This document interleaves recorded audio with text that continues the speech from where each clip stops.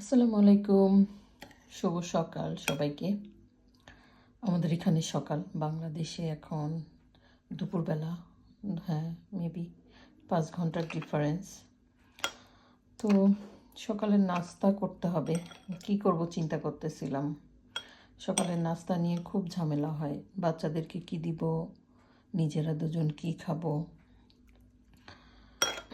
কিছু না কিছু খেয়ে নিই, কিন্তু কোনোটা খুবই আনহেলদি হয়, কোনোটা একটু হেলদি হয়।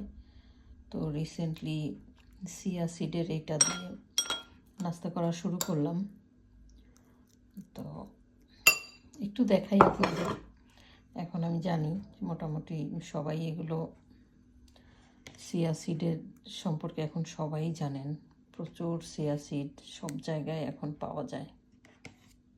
এটা হচ্ছে টক দই। চিয়া সিড আমি একটু ভিজিয়ে রেখেছিলাম দুধ দিয়ে, যদিও প্রয়োজন নেই, সকালবেলা আধা ঘন্টা একটু দুধ কিংবা টক দই দিয়ে ভিজিয়ে রাখা যায়। আর এই হচ্ছে কিছু ফ্রুটস, বাদাম, ব্লুবেরি, কলা, কিউই আর আপেল। তো এটা একটু আমি করে যাস না। ও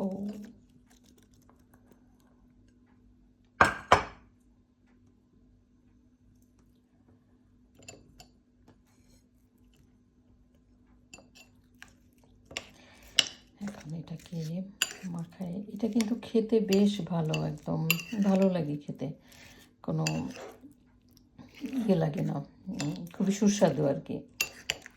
তো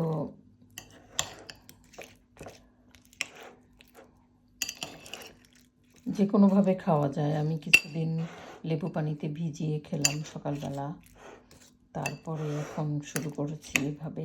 দেখি আরও অন্য কোনো পদ্ধতিতে সকালের নাস্তাটা করা যায় কি না চিয়া সিড দিয়ে। তো সঙ্গে থাকার জন্য ধন্যবাদ, ভালো থাকবেন, আমাদের জন্য দোয়া করবেন, আমরাও দোয়া করি। সবাই ভালো থাকেন, আল্লাহ হাফেজ।